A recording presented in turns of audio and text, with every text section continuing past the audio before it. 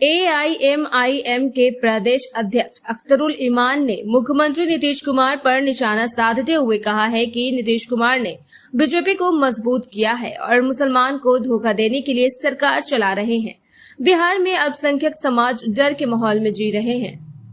नीतीश कुमार अभी भी बीजेपी के साथ दोस्ती निभा रहे हैं। इस दौरान और क्या कुछ कह रहे हैं अख्तरुल ईमान, देखिए इस वीडियो में। पर पट्टी बांधे हुए है, राजद मुंह पर पट्टी बांधे हुए है। जदयू के चतुर नेता जो देश के प्रधानमंत्री बनने का ख्वाब देखते हैं, इस जुल्म और नाइंसाफी के खिलाफ नीतीश कुमार जी की जबान से एक जुमला नहीं निकल पाता है। एमआईएम मुतालबा करती है कि रेलवे पूरे तौर पर कंपनसेशन अदा करे एज पर रूल, और चूंकि और जहां जो कुछ हुआ है, चाहे हाफिज का कत्ल हुआ है हरियाणा में, चाहे अजगर का कत्ल हुआ है पालघर में, ये बिहार के दोनों बेटे हैं। ये कमाने के लिए गए थे, अपने बीवी बच्चे के लिए नहीं, बल्कि पलायन को नहीं रोकने वाली सरकार इन प्रदेश में कमाने वालों से भी 30% टैक्स लेती है। ये बिहार के लिए कमाने के लिए गया था। बिहार का कोई मंत्री उनके पास नहीं गया, उनकी कोई खबरगिरी नहीं की। और हमारा मुतालबा है, चाहे वो बारसोई के मकतूल हो, सोनू कुमार मारा गया, सोनू शाह मारा गया है, वहाँ पर खुर्शीद मारा गया है, असगर अली मारे गए, हाफिज साद मारे गए, सराफत मारा गया, गुलनाज मारी गई, सनूबर मारी गई, खलील लिजवी मारी गई, बाबर मारा गया। इन तमाम तर लोगों को 50-50 लाख रुपए का मुआवजा इनके परिवार को, लोगों को दिया जाए। नीतीश कुमार जी कहते हैं कि राजस्व में सबसे, देश की राज्य की संपत्ति में सबसे पहला अधिकार आपदा पीड़ितों का है। आपदा तो नेचुरल क्लाइमिटीज भी है, लेकिन ये तो आपदा नहीं, ये तो आपकी लापरवाही का नतीजा है। तो इन तमाम तर फैमिली को 50-50 लाख रुपए का जुर्माना हो या हर्जाना हो या उनकी फैमिली के लिए सहायता राशि हो, ये देने का ऐलान करे। साथ ही उनके घराने के एक फर्द को सरकारी नौकरी दे। और मुतालबा है कि चेतन कुमार को फांसी दी जाए और उस पर यूएपीए के नाफिज किया जाए। और जिन पुलिस के अहलकारों ने इंटेलिजेंस की खबर के बावजूद भी हरियाणा में इस दंगा को रोकने में विफल हुई, पुलिस पहरे कर रही है मस्जिद के दरवाजे पर और हाफिज साद की निर्मम हत्या हो जाती है, ऐसे पुलिस के अहलकारों पर सोनू और कुमार और खुर्शीद मारा जाता है पुलिस की गोली से, पुलिस के डंडे से मारा जाता है सराफत, पुलिस की लापरवाही से जुर्म होता है कमतौल में, दरभंगा में। इन तमाम तर पुलिस के लोगों पर 302 का मुकदमा चलाया जाए। और कि वर्दी का काम जान माल इज्जत की तहफ़्फ़ुज़ है, लेकिन जिस तरह से वहाँ पर बम्बई से जयपुर जाने वाली ट्रेन में वो पालघर के नज़दीक में वो जो चेतन कुमार ने, जो आरपीएफ का नौजवान है, उसने एक दलित पुलिस ऑफिसर को भी अपनी गोली का निशाना बनाया और चुन चुन कर अलग अलग कंपार्टमेंट में जाकर मुस्लिम चेहरे को देखकर 3 मुसलमानों के सीने पर उसने गोली चलाई। एक का ताल्लुक बीदर कर्नाटक से, एक का हैदराबाद से और तीसरे का ताल्लुक यहाँ बिस्फी क्या कहते हैं मधुबनी से रहा है। वो भी बिहार का सपूत है। 4 बच्चियाँ उनकी हैं, एक बच्चा है मजदूर किस्म का आदमी है, उसके सीने पर गोलियां चलाई। इसके माने मरकजी सरकार जो है इस वक्त ये चाहती है कि 2024 को सामने में रखकर मुल्क में ऐसी कसीदगी, ऐसा सांप्रदायिक तनाव बन जाए कि उस सांप्रदायिकता के तनाव में उनकी सियासी रोटी सेकी जाए।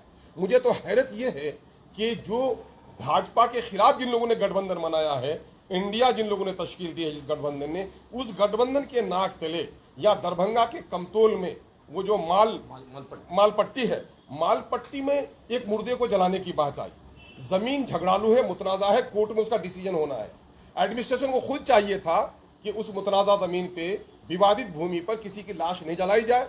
लोगों ने उसे खिसकाने के लिए कहा, उसी पर वहाँ के सरपसंदों ने तनाव का पूरा माहौल बना दिया और पुलिस की सरपरस्ती में रात के अंधेरे में बिजली काट दी गई, बिजली गुल कर दी गई। रात के अंधेरे में 23 मुस्लिम फैमिलियों को लूटा गया, औरतों के साथ बदसलूकी की गई, उनके जेवरात लूटे गए और 13 साल के एक मासूम बच्चे को पीटते पीटते पुलिस उठा कर ले गई।